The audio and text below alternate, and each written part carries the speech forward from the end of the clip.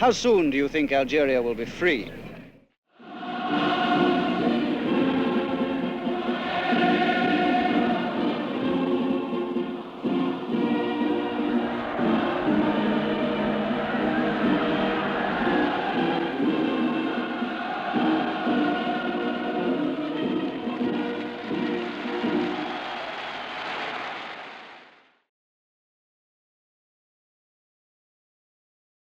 Algiers, a capital city under French army control, a town with more Europeans in it than any African city outside South Africa, the center of 3 revolts in less than 3 years by Europeans anxious to stop the French government making the country independent. From Algiers, Nigel Ryan reports. This is the headquarters of the Algerian administration. From the balcony behind me in 1947, General de Gaulle first called for full rights for Muslims in Algeria. In 1958, General Salon announced a coup d'etat which brought General de Gaulle to power in the name of a policy of Algeria for France. In 1961, a few days ago, General Salon, together with General Schall, announced another coup d'etat to oust General de Gaulle. It failed. Algeria, 4 times the size of France itself, has tied down the bulk of the French army at the rate of 1 soldier for every 2 European civilians in Algeria.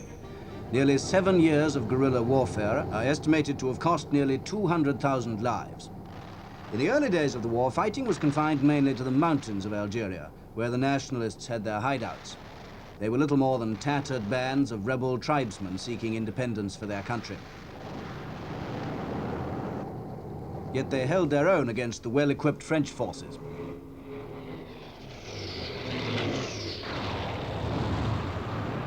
In Paris, the politicians debated the Algerian problem endlessly. French governments came and went, and still the crisis dragged on. 3 years ago, Europeans in Algiers demanded that de Gaulle should come back.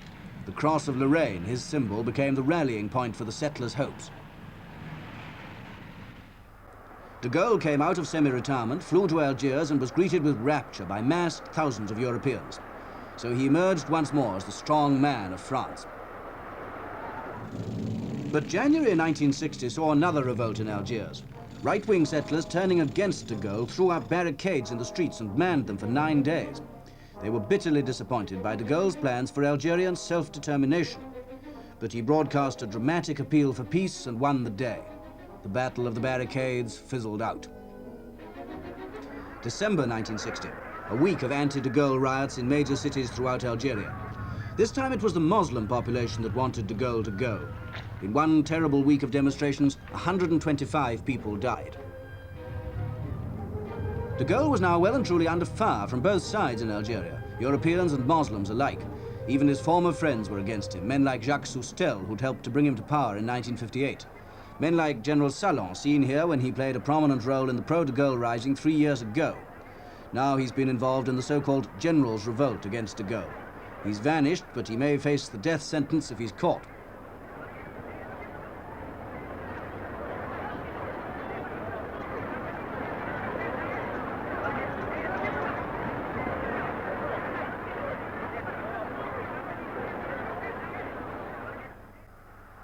The Generals' Revolt was perhaps the most abortive uprising Algiers has yet seen in all its years of crisis. The 4 generals, Salon, Schall, Jouot and Zeller, seized power in a bold coup and even threatened to send paratroops to invade France in a bid to overthrow de Gaulle. But it found little support. Schall, on the right here, has since been arrested and is imprisoned in Paris awaiting trial for treason. Nothing has been heard of the other 3 since the coup collapsed. The French Navy remained loyal to de Gaulle throughout this crisis, and warships quickly steamed into Algiers to restore law and order. But part of the legendary Foreign Legion, heavily involved in the general's plot, was ordered by de Gaulle to disband itself. And there were tears in the eyes of some of the tough legionnaires as they drove away to dishonor across the desert.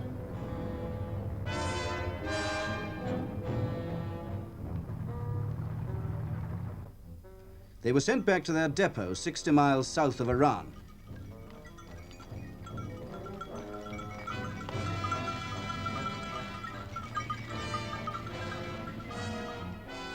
The war memorial in the center of the town to legionnaires who died fighting on France's side.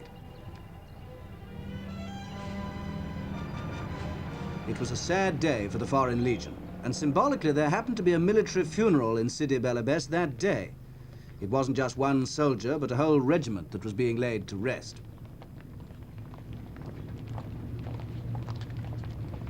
In Algiers, Nigel Ryan asked a spokesman for de Gaulle's government, Monsieur Coupe de Fréjac, if he ruled out the possibility of another uprising. I don't dare to answer that by a flat yes. I think we must say that this uprising has been serious, as serious as the previous ones, but this uprising has failed. So my answer would be this: there may be another uprising, and I think there are still chances that there will be others, because a part of the population, the European population, in this country is rather desperate. But I also think very firmly that another uprising will not succeed more than any of the previous ones.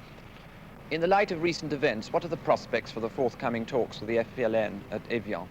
I feel they've never been as good as they are now, because everybody who has something to say about this problem must be convinced that we must go forward and we must build the association. It seems to me that nothing anymore should stop these negotiations, and my impression, it may be a bit personal for the moment, is that we will start in the very near future, and probably before the middle of May. One of the cards in the French hand when negotiations begin will be Algeria's wine, which France buys to stiffen her own but could get elsewhere. So far, French farmers have grown fat on this traffic without always distributing the benefits.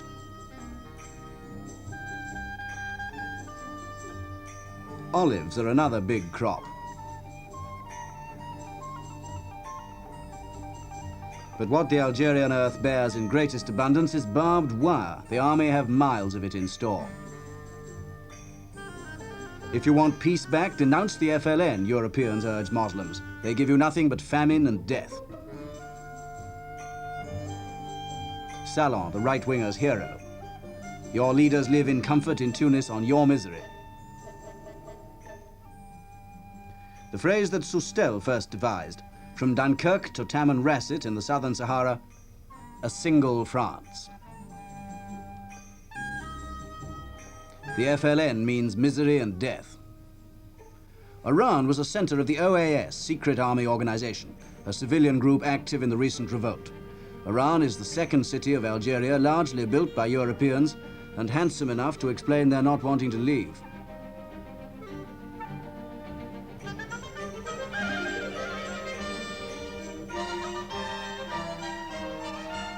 They'd even drawn on the harbor wall.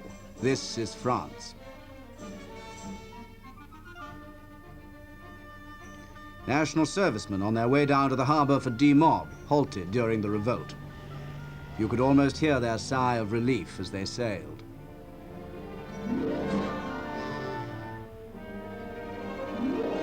Oran was still very jumpy. Women waited outside the jail after a riot by FLN prisoners.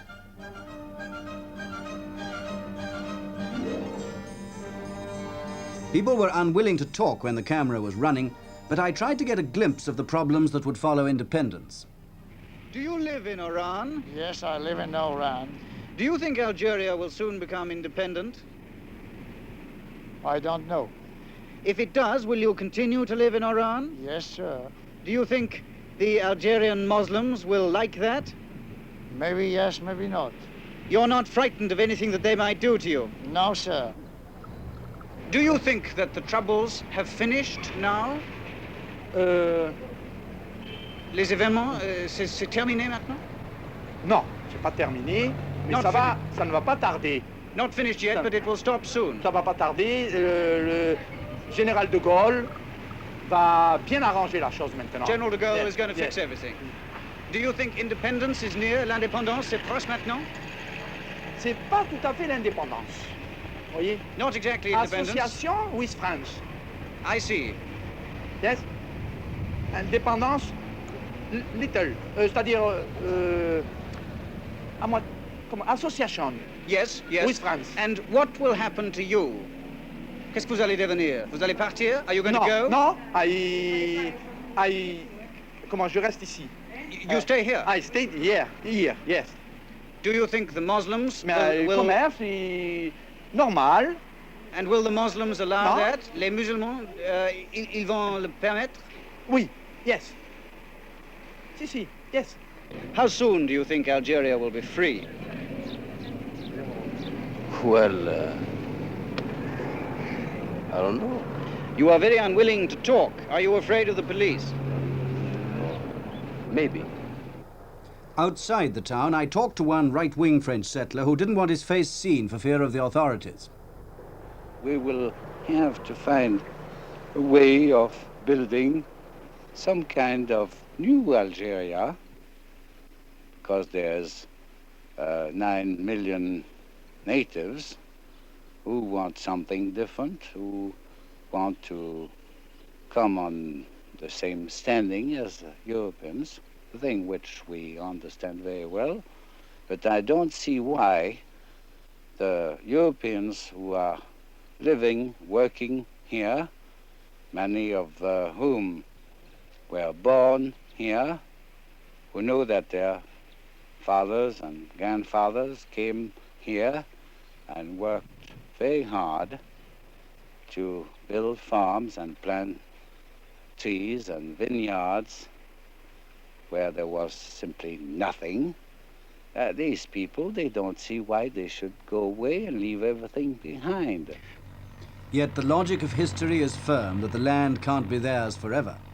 In London, I talked to Mr. Ahmed Kellu, a representative of the rising power in the land, the Algerian Provisional Government, the civil side of the FLN.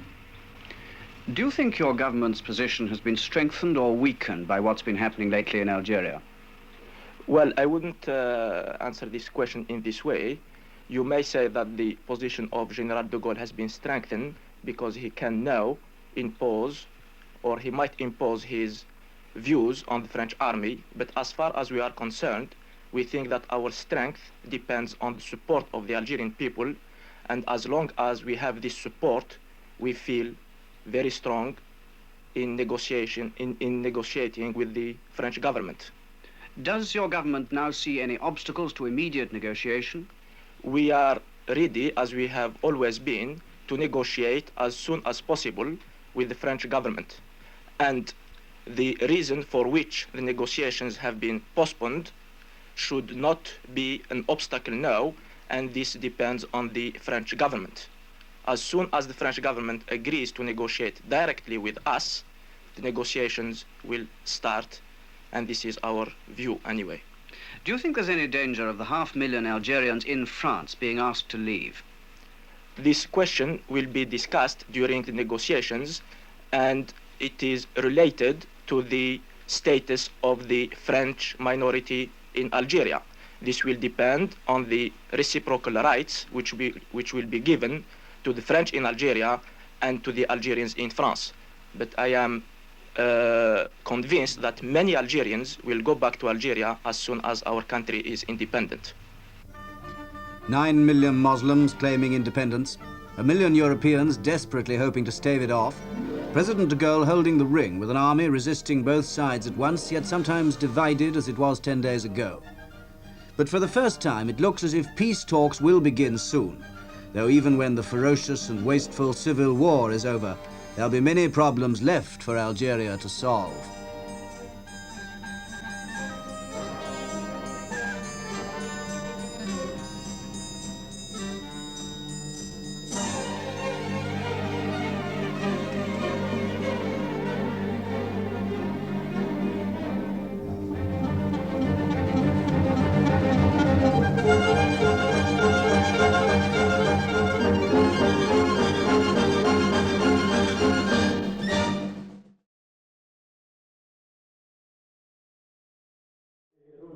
يا بلاد الجدد نهضنا نحطم عنك القيود فبك برغم العدا سنسد ونعصف بالظلم والظالمين سلاما سلاما جبال البلاد فأنت القلاع لنا والعمد.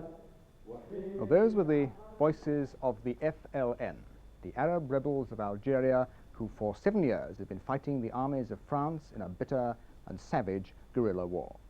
Well, now, at last, any day, even any hour, there does seem to be a real chance that a ceasefire is going to be announced. And with it an end, one hopes, to a long story of bloodshed which has cost the lives of at least 140,000 Muslim Algerians and 17,000 French soldiers. And these are the official French figures, and the death roll may well be even higher. The war began in the dry, dusty Oran mountains of eastern Algeria. On November the 1st, 1954, 150 men armed with shotguns, flintlocks and other weapons set out from the mountains to attack the French in towns and villages over the district. At the same moment, their leaders announced the formation of the Front de Libération Nationale, the FLN and its Army of Liberation. For the first time, the Algerian nationalists were on an organized war footing. Day after day, they kept up their daring attacks on French military patrols in the desert.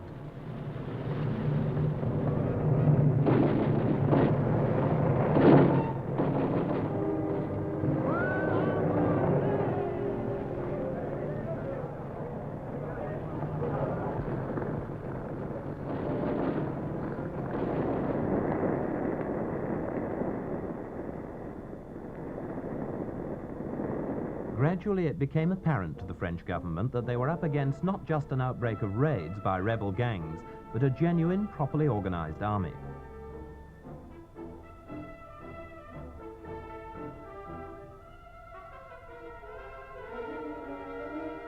They had to be tough, these rebel soldiers. Often an operation would involve a 30-mile march over the roughest imaginable ground, a brief skirmish, and a rapid 30-mile withdrawal into the safety of the hills. But despite the hardships, recruits poured in and went through grueling toughening up courses.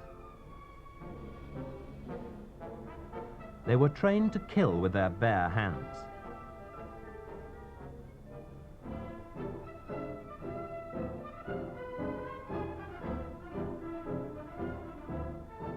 Trained to use whatever weapons they could get. Many of their guns were picked up in the wake of North African battles in the Second World War. Their transport, too, included the most miscellaneous collection of vehicles any modern army has ever possessed. They even established a sort of welfare state in regions they controlled, with army doctors providing medical services for civilians as well. Support began to come in from the Arab world. Mule trains smuggled in arms and ammunition across the long land frontiers of Algeria. Money and materials were sent from Cairo.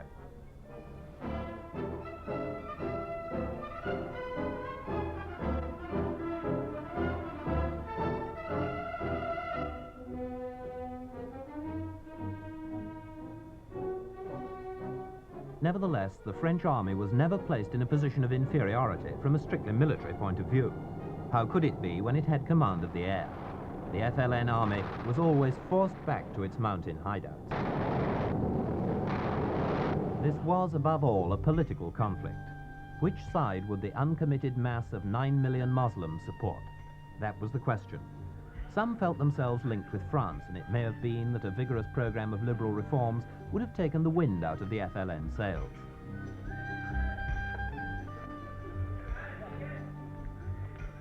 Unfortunately, all attempts at reform broke down in face of opposition from the European settlers, about 1 million of them, supported by a very influential lobby in Paris.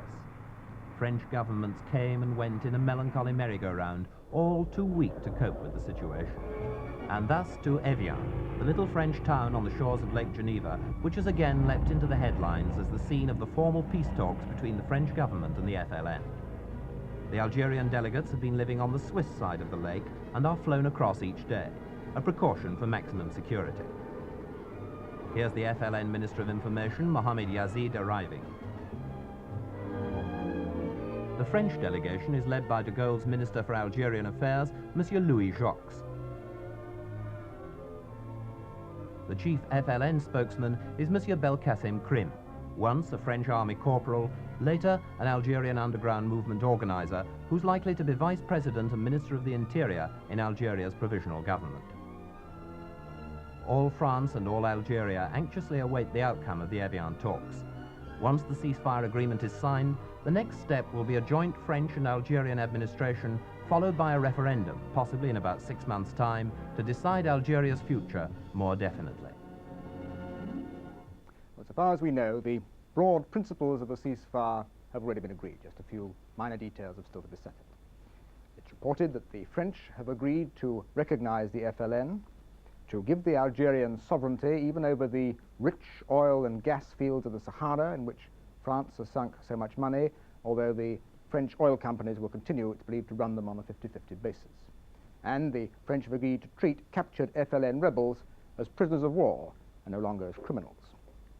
The Algerians, on their side, we're told, have agreed to a 3-year period of transition, which the French army will gradually pull out. They've agreed to leave France certain special bases, including the nuclear test site in the Sahara, where the French government has been testing the atomic bombs on which de Gaulle is building his ambitions for France to have her own nuclear deterrent.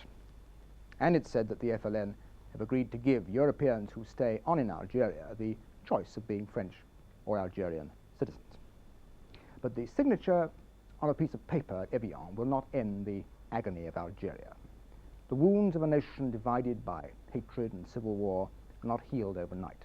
The sheer practical difficulties of handing over power are immense. From Algiers, an ITN camera team sent this film report. The atmosphere in this city is explosive. On the surface, it seems as calm and normal as any French city. And then suddenly comes the reality. Soldiers at street corners in battle order, their eyes nervous and watchful.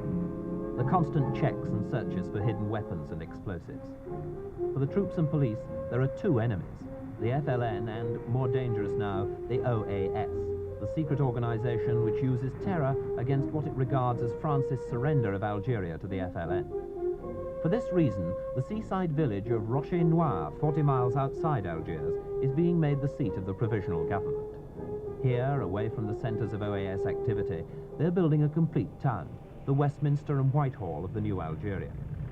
The idea of a new capital was born only a year ago, and since last June, 2,000 workers have toiled day and night to build it.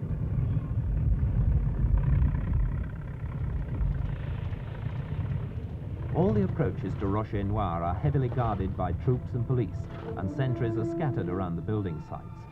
We weren't allowed to film all the security measures, but they include barbed wire entanglements around some buildings and a double wire fence around the entire perimeter of the town.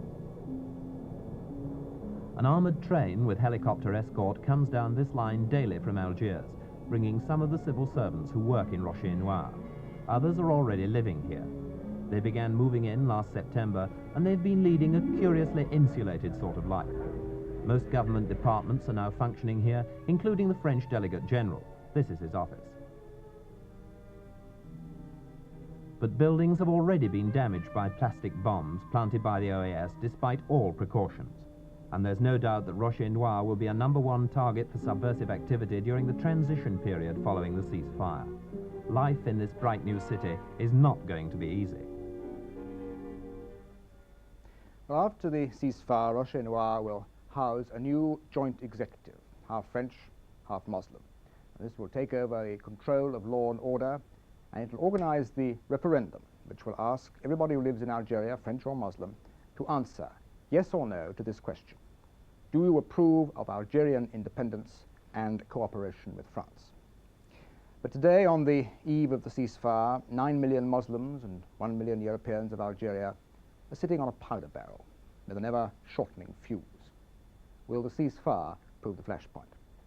Everything hinges on how far the OAS will go on with their campaign of terror and how far the army will stay loyal to de Gaulle and, if necessary, fight the OAS. The Guardian correspondent in Algiers has written, "The ceasefire may be the curtain raiser for outbreaks of bloodshed and violence on a scale that even this unhappy country has not yet witnessed." Well, what are the prospects? Here with me in the studio is Henri Pierre, the London correspondent of the Paris newspaper Le Monde. First of all, Mr. Pierre, how strong is the OAS in Algeria? Well, in Algeria, it is very strong indeed, no doubt about that. And I'm sure that they are in a position to create a lot of trouble in the day to come. However, I think that the announcement of the ceasefire would create a psychological shock, and the condition which will be announced will be such that I wouldn't be surprised that a lot of people who live in fear will be reassured, and the OAS people, of course, are speculating on those fears. You know, they are doing their best to that. So the good thing about the ceasefire, in any case, will be to isolate the OAS in a certain way, and this is, I think, one of the good things about it. But isn't the OAS, one reads, terrorizing a lot of the settlers in Algeria into supporting them? And when isn't this bound to go on? I'm sure they will continue to go on this line, but you see, you cannot go on like that for too much a long time, you see. And I think that after difficult days, probably, if the situation, if the new forces, security forces, Muslim and French, do maintain order, then you cannot go on, you know, just destroying all the time. There will be a change in the attitude. People will start, especially the small wild, I mean the poor colons, will have to consider their future and say either we stay under the guarantee which are given, either we go. The French government has provided some way of receiving them into France. Anybody who wants to leave, any European who wants to leave Algeria will be given money and work in France? Yes, it will. Of course, I must admit, it won't be, for many of them, it will be certainly a tragedy, but then those people could stay. It's a gamble on their part. Now, you said that the OAS eventually might be suppressed by the forces of law and order after the ceasefire, but the fact is, at the moment, the army does not seem to be, the army in Algeria does not seem to be operating against the OAS. No, that's right. Of course, you must admit that it must be very difficult for an army which has fought against the FLN for many years to be in a position as to shoot against those white colons. And I suppose what the army would be, the main task of the army would be to avoid the clashes between the two communities, which of course the OAS is trying to provoke. So, but I think this is a useful part that the army will play for a while at least. And I think that the OAS by itself will be progressively reduced. But I admit, I wish I could give you a very positive answer and a very definite one. I think that for the next few days, few weeks maybe, we'll have to keep our finger crossed. I must ask you, I mean, the crucial question is if the OAS do continue with this terrorism, will the French army in Algeria be prepared, if necessary, to shoot the OAS? I don't think that the situation will arise in such a way. See, I don't think it could. Well, I mean, not the French army as such, you know, but the security forces, definitely yes, and probably they will, yes. Now, if the Europeans, if many of the Europeans leave Algeria, won't this leave the country bereft of many of its trained technicians? Well, I don't think so, because let's face it, many of those small colons were, after all, not terribly useful on a purely economic point of view. I think that there is a future in the cooperation between France and the new Algeria, and I think we should go on with that, of course, definitely, yes. I suppose that the Algerian, the new Algeria, will need the French technician, capitals, assistance anyway. Now, this brings me to the very final point.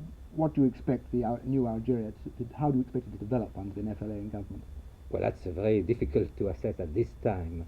But I think that, and I hope that I think that there will be a cooperation. Of course, we know there are some elements in the FLN who are, shall we say, oriented toward the east.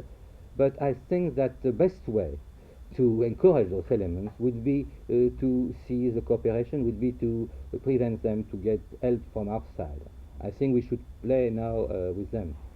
Sir Pierre, thank you very much. Now for an FLN view, I have with me also in the studio Monsieur Sherif Galal, who is the London representative of the Algerian Provisional Government. Monsieur Galal, what sort of a government, you've heard Monsieur Pierre, what sort of a government will the FLN provide? Well, I think I agree with Mr. Pierre that it is rather premature to say what form of government Algeria will have in once it has achieved its independence. After all, this is the direct responsibility of the Algerian people. Of course, the first objective we are seeking now is the realization of our complete and total independence, the creation of a new Algerian state, constitution to be worked out by an Algerian Constituent Assembly, and popularly elected, of course, and the government that it will choose. I believe that how strong will the communists be in your government? How strong will communist influence be in your government, to put it that way? Well, I do not think that we view the problems in the very same, along the same lines. I think if you want to understand the Algerian situation, the Algerian, our problems, one should not apply certain, rigid categories, which might be valid for the conditions prevailing in this country, but as far as we are concerned, the Algerian Front of National Liberation is essentially a front. It's a form of organization where we have attempted to unite all the political forces, all the political tendencies. And I think that the kind of institutions we shall have in Algeria are those which all democratic movements have fought for. That is the type of institutions which will enable the Algerian people to exercise their own sovereignty, their full sovereignty, without any control or pressure from outside. In your foreign policy, what attitude will you adopt, say, on the one hand to the Western Bloc, on the other hand to the Communist Party? Well, I think we have already defined our attitude towards in international affairs. We are committed, as we said it, to a policy of non-alignment and neutrality in international affairs. We have done so because of the difficulties we have to face in Algeria, and also because of the problems, international problems, where, in the best interest of Algeria, the future government should pursue a policy of non-alignment. I think it's fair to say that Algeria is a very poor country. You may not agree, but I think it has tremendous economic problems.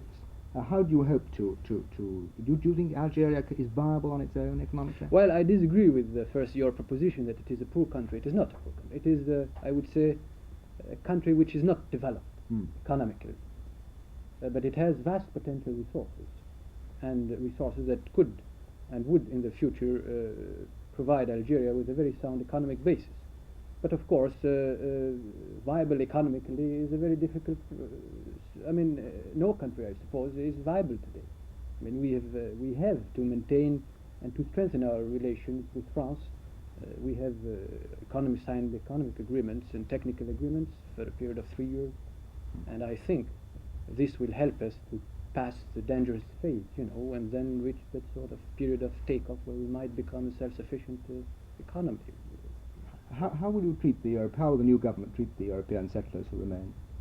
Well, I think we have the agreements that have been signed between the two governments have made it very clear that we have gone as far as possible, as far as we possibly could go in order to give all the necessary guarantees and safeguard to the Europeans in Algeria with regard to their economic interest, religious, cultural, and so forth. I do not think that there is any doubt about in the sincerity of the Algerian government to give all the necessary guarantees for the Europeans to live in Algeria, independent Algeria. Mr. Gaulle, thank you very much. Inevitably, this program ends on a series of question marks. Will the agreements be negotiated at Evian be workable in the tense and violent atmosphere of Algeria?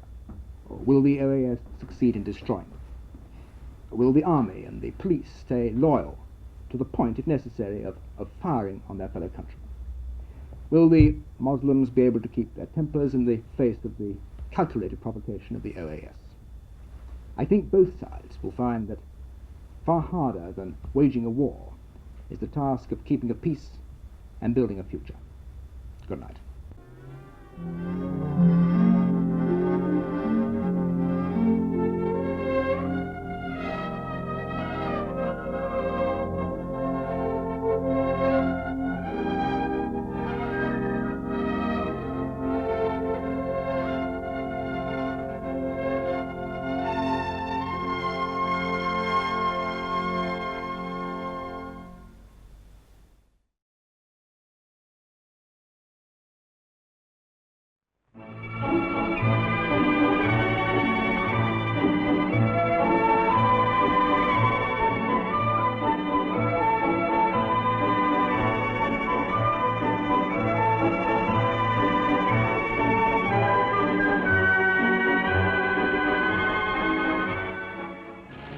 About 12 months ago, when I first came to Algiers, the country was at the end of nearly 7 years of cruel colonial war. The last battles were being fought between the French forces of order and the settlers, the colons, helped by French army deserters who were in armed revolt against General de Gaulle's plan for Algerian independence. The background music of the city was the rattle of gunfire, the thunder of plastic bombs, and the wailing of ambulance sirens. The curfew kept us in our hotels at night, and by day we walked the streets fearfully, hands out of pockets, with an uncomfortable itching between the shoulder blades. Now all that's changed, and to outward appearances at all events, the town of Algiers is peaceful and orderly, and the background music is nothing worse than the roar of traffic. And the traffic is unexpectedly well disciplined. After independence last July, screaming Arabs drove madly round the town in stolen transport. A lot of the cars are still stolen, but the madness and the screaming is over. Every corner has its memories and scars. Bullet holes in plate glass mended with discs of 3-ply. I remember when shooting between this block of Arab flats and one occupied by Europeans across the valley sparked off the so-called Battle of Bab el Oued, the slum hideout of OAS killer gangs. After the battle, during the week's siege of Bab el Oued, in the square in front of the Opera House, demonstrators from other European quarters clashed with gendarmerie and riot police. It was here, on that day, the 26th of March last year, that a helicopter dropped tear gas on the rioters, on me, and on our cameraman Stan Crockett, who got these pictures with streaming eyes.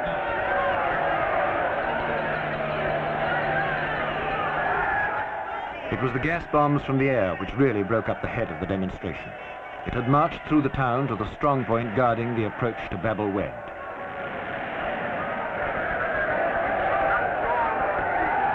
The gas bombs fell like streaks of smoke.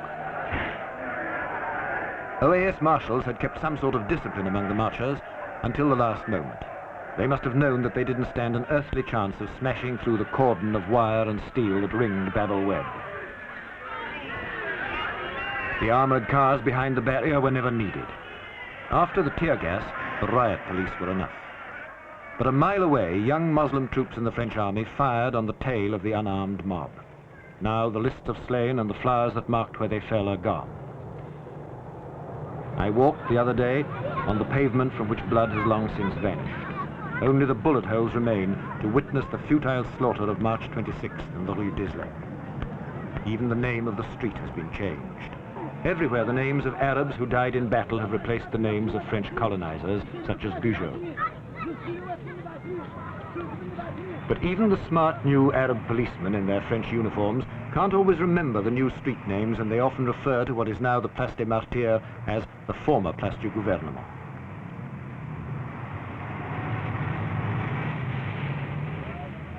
The statues of dukes and marshals have gone from their plinths. The tide of history has turned against them, and the Koran forbids the portrayal of human figure.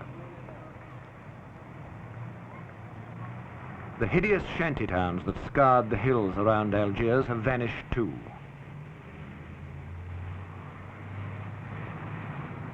The Arabs who crowded the shantytowns in fear and squalor have moved into blocks of flats left empty by some of the hundreds of thousands of Europeans who have fled the country, not all of them with guilty consciences.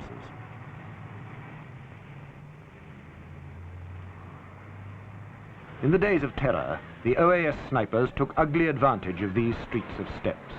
15 and 20 people a day were shot singly in daylight during the worst months, and pursuit was futile. It was often impossible to tell even from which direction a shot had come. The worst attacks happened after lunch, when the killers had spiked their courage with a drink. Now, Muslim law has hit the cafes hard. No alcohol may be served to an Arab in spite of brand new names: liberty and independence. Only a few old names recall the days when Arab deaths were plotted at a pavement cafe table. Now, all that has changed. Algeria still has to face its problems, but this is no longer a city of fear.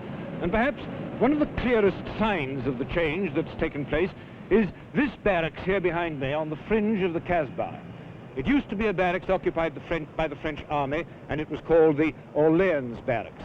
Now it's the headquarters of the Arab National Army. Its name has been changed to the Barracks Ali Kodja, after a young man, a Muslim in the French army, who deserted, joined his brothers in the Maquis and was killed in action against the French.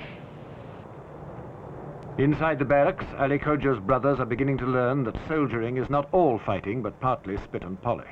As a gesture to democracy, they wear no rank badges.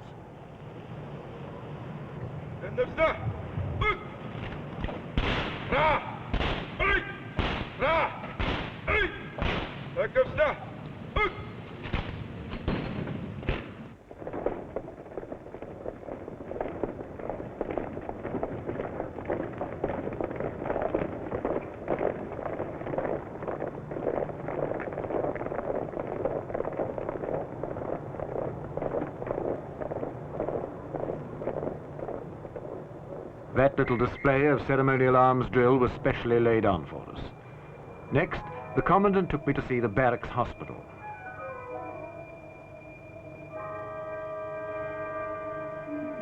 As we went in, I recall the day last April when OAS machine gun fire sprayed round the wards of the Bouzareya clinic and killed the Arab patients in their beds.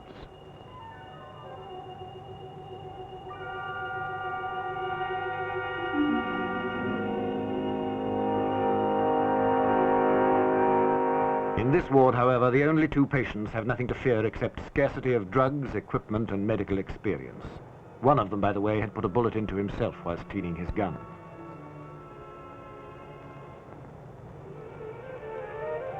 After independence, the Army of National Liberation, as it was called, helped the present Prime Minister, Ben Bella, to oust his predecessor to whom the French had handed over. It now calls itself the National People's Army, but really it's much more like the personal army of the Defence Minister, whom some see as a possible rival to Ben Bella. These men and guns may not yet have played their final part in politics. Prime Minister Ben Bella lives at the headquarters of the political bureau, of which he's secretary and which really rules in Algiers. He's setting off now on a Sunday morning visit to the main vegetable market to investigate for himself complaints about the high prices of food.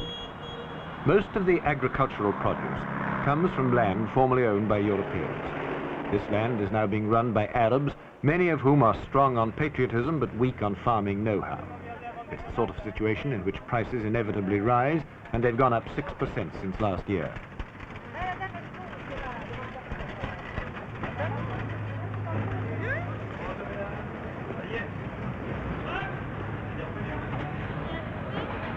Ben Bella has more than once personally intervened when he's suspected profiteering over food, and today he threatened to take drastic action if the producers and dealers didn't themselves impose restraint.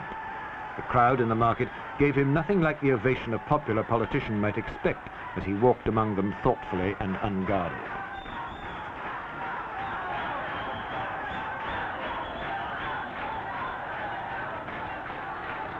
This comparative lack of visible security measures seems very strange to anyone who knew Algiers in the bad old days.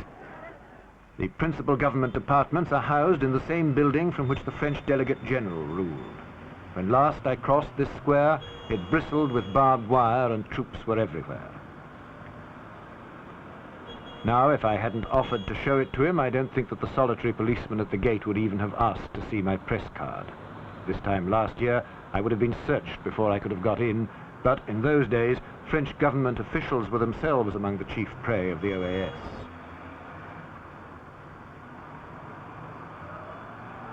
In the days when Algeria was still fighting for her independence, there was a secret bureau of the National Liberation Front in London, housed in one of the other North African embassies, and in charge of it was Mr. Sheriff Gaulle, who is now the principal political advisor to the Prime Minister, Mr. Ben Bella, and here he is.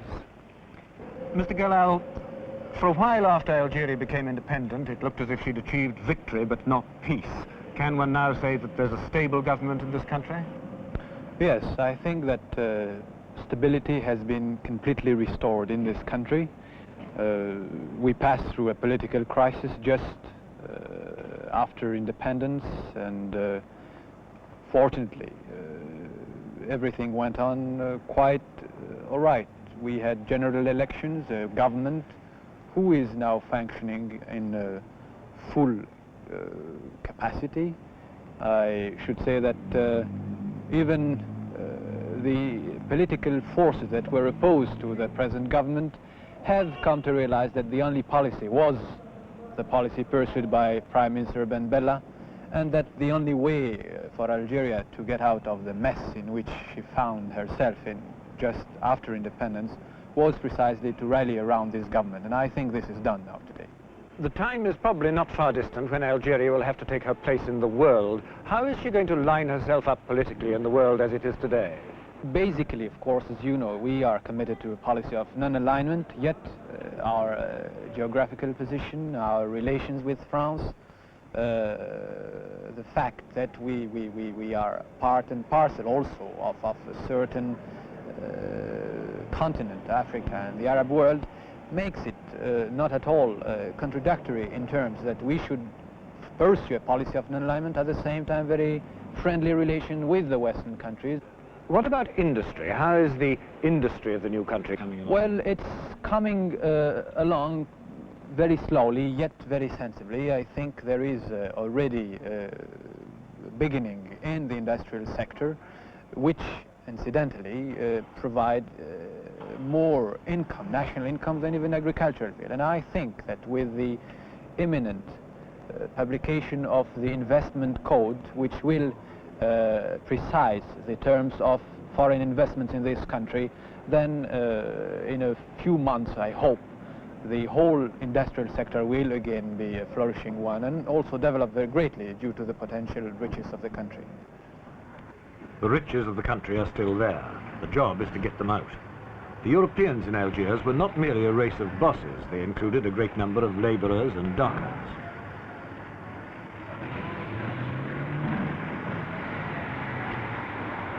The Arab labour force isn't as efficient or as hard-working as they were. But the real problem is that independence and the exodus of Europeans robbed the country overnight of its brains, its capital, its managerial skill and its middle class. The loss of them has seriously damaged the Algerian economy. The feeble pulse of the port seemed to me an index of Algeria's economic illness. But not everybody takes the same gloomy view. A British businessman who has been in Algiers for some months was more cheerful than I saw reason to be about the way the country's economic life is starting to move again. Well, I can speak principally from the shipping point of view, as my job here is entirely shipping, and I've noticed a great acceleration in the last few weeks. There are more vessels coming here. We're receiving more and more inquiries from foreign owners regarding cargoes to be obtained at Algiers, and I'm very happy to say that there's a number of ships coming here with import cargo. What about tourism? I know that the new government is getting a tourist drive underway and they've opened a department of tourism. What sort of chances do you think they've got? I think the prospects are very good indeed, and in this my opinion is coloured in favour of tourism, because I particularly am very interested in promoting tourist trade. I have written to a large number of companies who have cruising vessels. Most of them have bypassed Algiers in recent years for obvious reasons.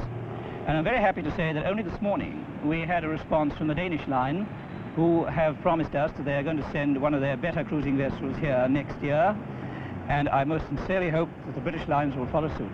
Mr. Page, how have you and your family here been treated by the Algerians before they knew you were British, when to them you were just a European? They behave with courtesy. When they know that we are British, they are even more courteous, more helpful, and we have absolutely no complaint at all. They're marvellous.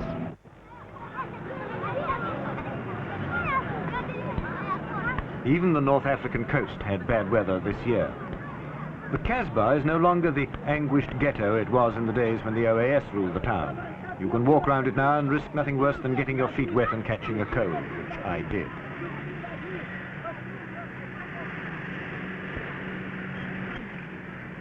The former cathedral stands on the fringe of the Casbah. It was built by the French on the site of an ancient mosque. The Archbishop of Algeria, unlike many of the clergy in Oran and elsewhere, never condoned or encouraged the OAS, but that didn't save his cathedral. It's been turned into a mosque, and his former palace on the other side of the road is now the headquarters of the Tourist Bureau.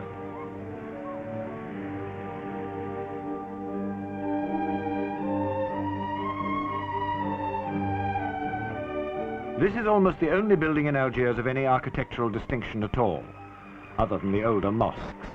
It was a royal palace before the French came. The tourist staff were rather distressed that we had to film their headquarters in the rain. Frankly, so were we.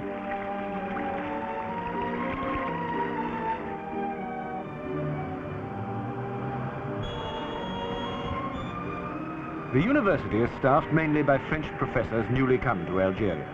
That's true of teachers throughout the country. France recruits them, sends them out, and pays them. There are bitter complaints from some that their salaries are months overdue. The blasted, fire-blackened library tells of the death throes of OAS terrorism. They bombed it out of sheer destructive viciousness when they already knew that they were beaten. It should be remembered that the OAS weren't the only terrorists.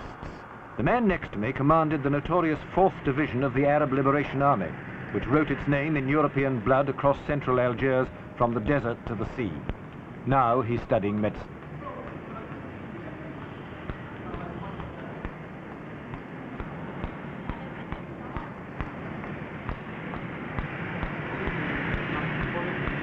I talked to some of the undergraduates from the English department. One of the interesting things about these 4 is that, in spite of appearance, they're all Muslims.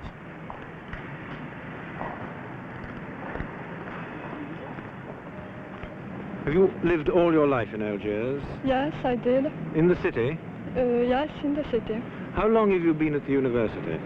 It is the first year I am in the university. Are there many students learning English? I think, yes. How many? I don't know exactly, but in our classroom we are 15. What exactly does the English course consist of? The English course consists of literature, translations, exercises, and some preps we correct in the course. What literature, what English books have you read? A lot of books. I don't remember exactly what. Are the students in the university organized in a students' union? Yes, I think that all the students are organized in the union students. Do they have to belong to it, or is it voluntary? Yes, all right. It's voluntary? Yes, voluntary. Why did you yourself choose English as a subject? For me? Yes. What was the reason that you chose English? Oh, because I like English. I like English. I want to be, I think that I want to be a professor, a teacher, English teacher. Now, what I would like you to tell me about is the life of undergraduates outside the university. What do they do with their spare time? Outside the university, there are no many activities. Students go to a bar. Mm-hmm. Not to drink alcohol, I hope. Yes, no. They don't. They take coffee and tea, yes, and some drinks. They gather, they meet there, and they talk about all the problems which are given to us. Do they talk much about politics? Yes, they talk very much of actual politics. About the future of Algeria? Yes, there are our problems now, and we think of our future. I rather doubt if they do talk much about the future. The past and the present are still the chief topics of conversation in Algiers.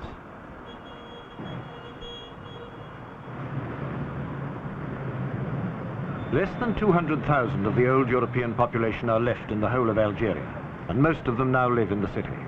That, and the influx of French experts and advisors, account for the large number of Europeans in the streets. The new Europeans have clean slates as far as the Arabs are concerned.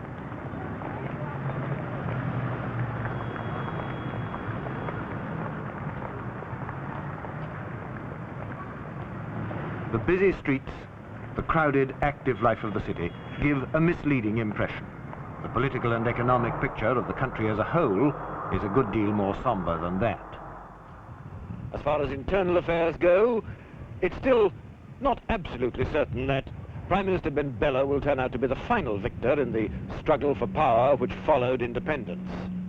As far as foreign relations go, The new Algeria will naturally seek her place among the family of the Arab nations, but that at the moment is not a particularly stable or particularly united family. Economically, the machine is beginning to move, but it's starting rather like a car on a very cold morning. Help is coming from such varied sources as the United States of America and Yugoslavia. America, indeed, is sending massive aid in kind to help avert the threat of famine. But the problem of distributing this aid is one that hasn't yet been solved. Prices are high and unemployment is widespread, especially in some of the other towns such as Oran and Constantine. None of these things are the fault of the present regime, but it is the present regime that has got to deal with them. And offers of help, the usual specious offers of help, are coming from the other side of the Iron Curtain. Given political stability, the way that Prime Minister Ben Bella's government deals with the problems that face it, to a very large extent depends on how Algeria is treated by the nations of the free world.